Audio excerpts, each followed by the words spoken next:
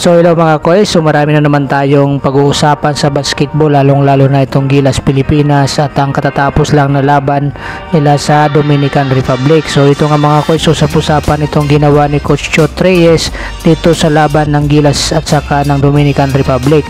Itong pagbabangko niya kay Soto at itong pag-foul out ni Jordan Clarkson.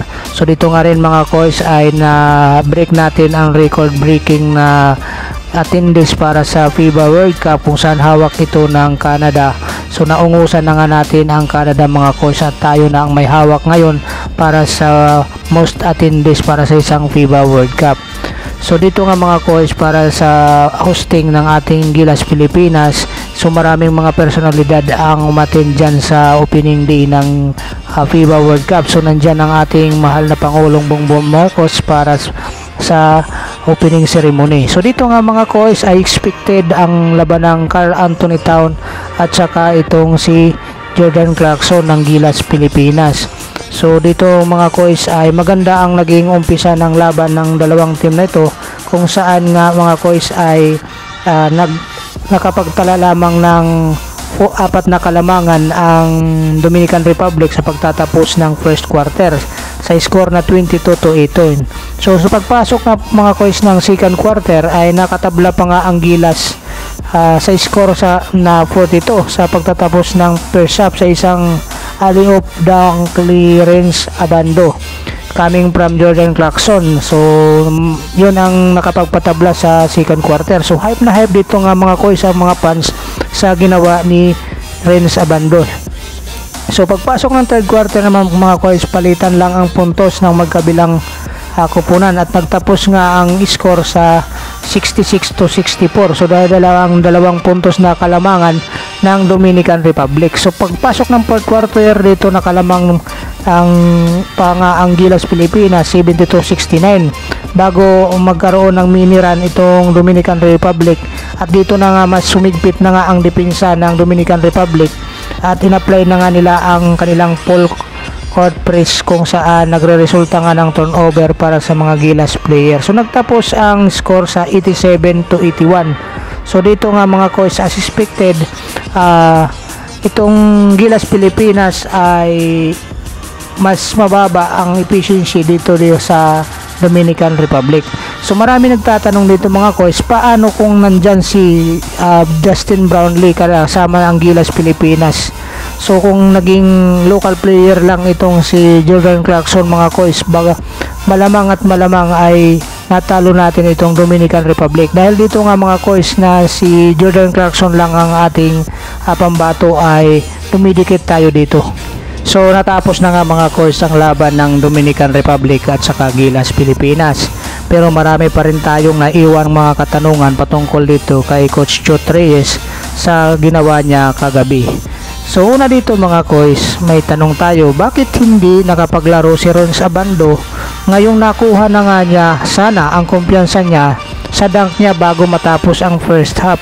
Kaso nga rin mga coach ay hindi na nga ito na ibalik hanggang matapos ang laro. So dito nga mga coach, bakit nga ba hindi na itong alam naman natin na pang international ang laruan nitong si Renz Abando?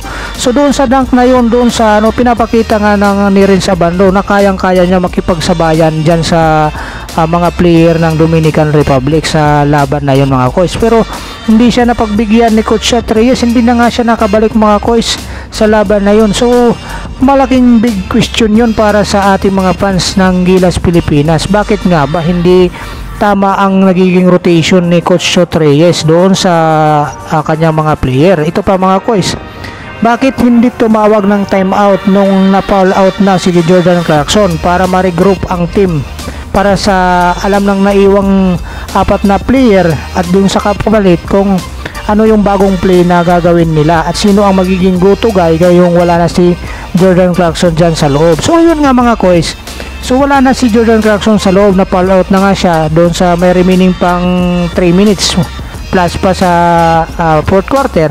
So hindi man lang tumawag ng timeout itong si Coach Chot Reyes para ma-regroup nga itong Gilas team sa loob at kung sino nga ang kailang magiging panibagong go-to guy.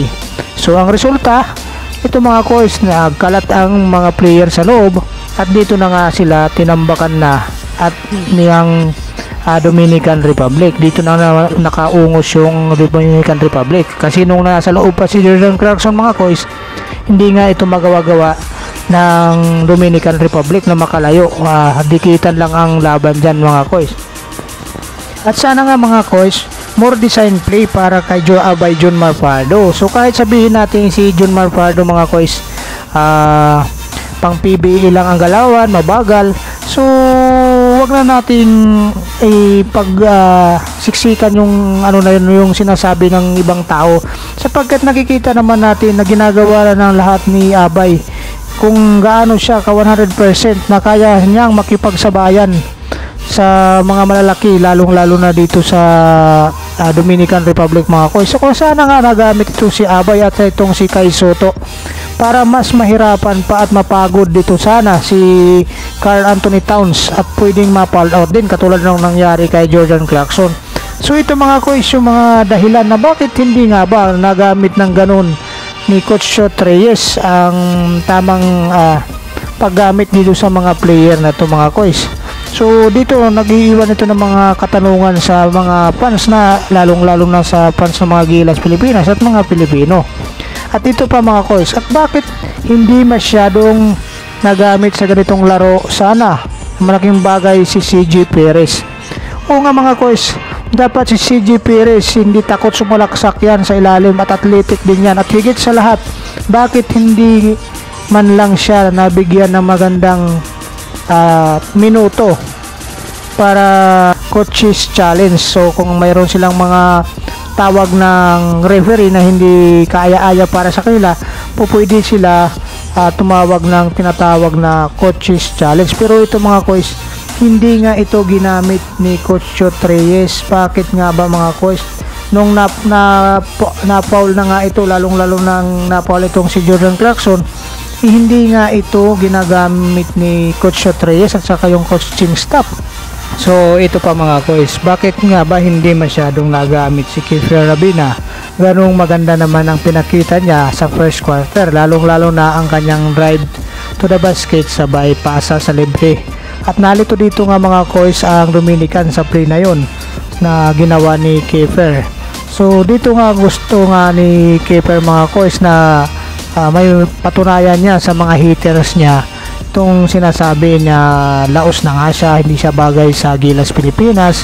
So dito nga mga kois, sana napagbigyan nitong si Kiefer Rabina din na mas mabahang oras, kasi nga dito nga nagpapakitang gilas nga yung tao.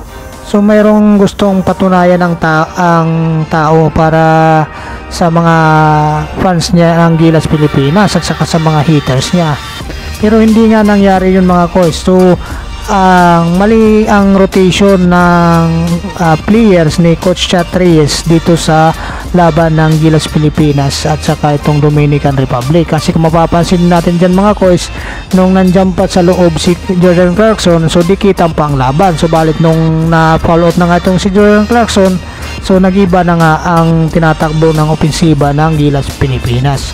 So kayo mga kois, meron kayong mga komento, suggestion, iwan nyo lang dyan sa baba at ating pag-uusapan. Maraming salamat mga kois. Kung bago ka pa lang sa aking munting YouTube channel, baka pwede mo namang i-likes, i-share at saka i-subscribe. God bless you.